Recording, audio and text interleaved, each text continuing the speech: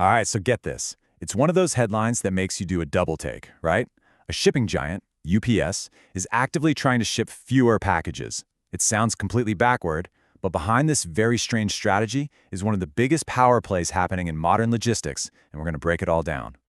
It all starts with a single number, 73. That's how many UPS buildings are slated to be closed by mid-2025. And listen, that's just the start. This isn't a sign of weakness, this isn't a company in trouble. Oh no, this is a deliberate, calculated, and honestly, pretty aggressive move. And this quote right here just lays it all out, doesn't it? UPS is basically saying, you know what? Not all packages are created equal, which of course brings up the million-dollar question. Why on earth would the biggest delivery company in the world want to deliver less stuff? Well, the answer isn't just about money, it's about power. So, let's really get into the nitty-gritty of this new strategy. And I want to be clear, we're not talking about a little tweak here and there. This is a fundamental, ground-up reinvention of how they do business. I mean, just look at the scale of this. They're not just closing a handful of offices. We're talking about closing the doors on 164 facilities just to start. And they're not just trimming the fat, they are slashing their business with Amazon. Amazon by more than half. It's all in the name of hitting a massive $3.5 billion cost reduction, all to reach one goal, a super profitable 12% operating margin. It's like they're performing surgery on their own company, cutting out anything that isn't pulling its weight. Okay, so to really wrap our heads around why they're doing this, we have to dig deeper than just the numbers on a spreadsheet. We've got to talk about this kind of hidden force that's at play in every single business deal. And that force is power. Think about it for a second. In any deal, what's really in control? Is it the price tag? The piece of paper you both signed? Maybe how long you've worked together?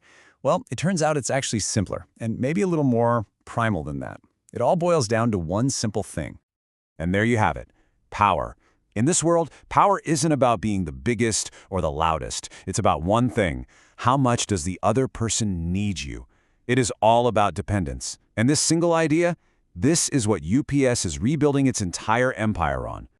And it's not like a simple ladder, right, where one company's on top and everyone else is below.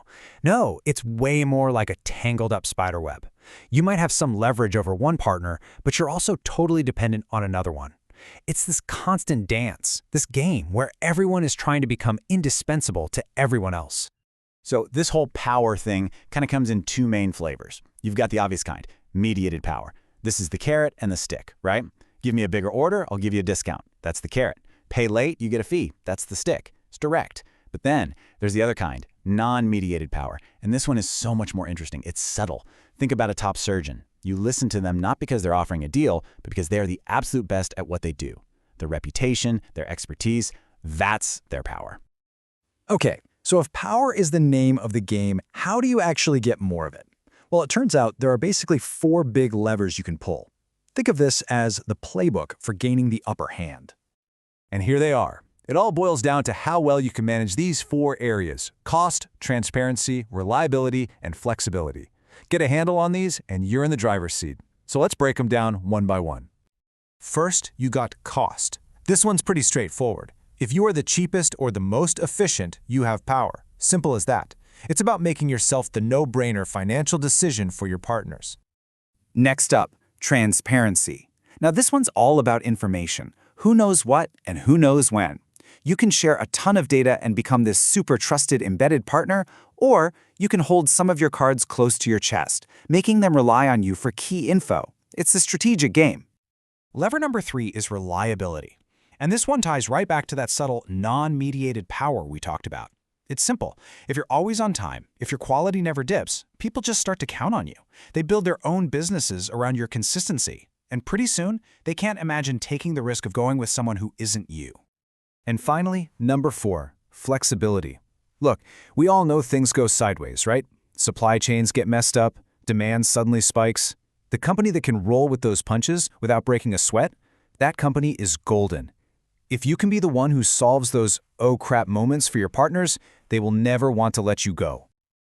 All right, so we've got the theory down, right? The 4 levers of power. Now let's connect it all back to UPS, because what they're doing is no accident. It is a textbook example, a masterclass, really, of pulling these levers to shift the entire game in their favor.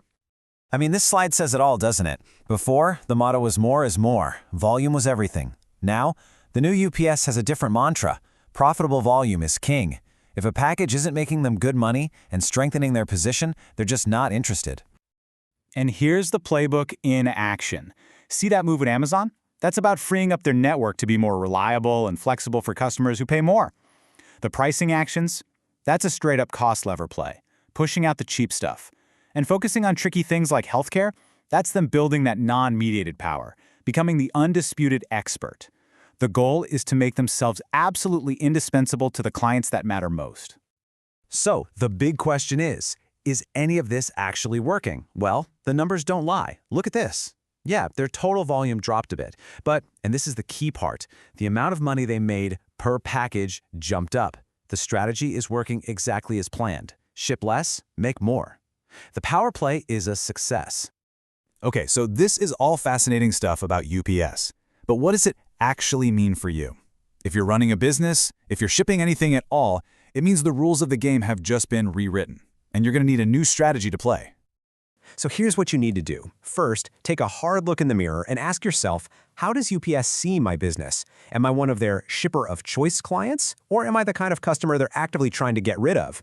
Second, you absolutely cannot put all your eggs in one basket anymore. You've got to spread your business around to different carriers. That creates competition, and that gives you back some of the power.